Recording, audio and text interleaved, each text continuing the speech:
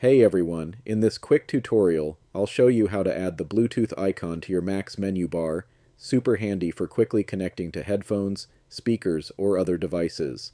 Before we begin, don't forget to subscribe, it really helps support the channel. Thanks so much. Let's get started.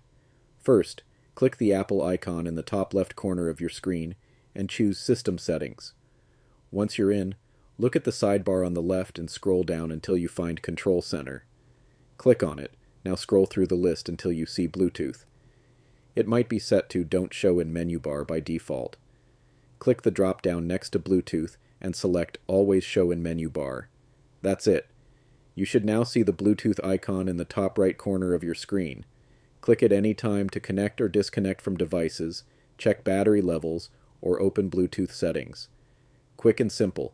If this helped, be sure to like the video, leave a comment if you have any questions, and of course, subscribe for more Mac tips and tricks. See you in the next one.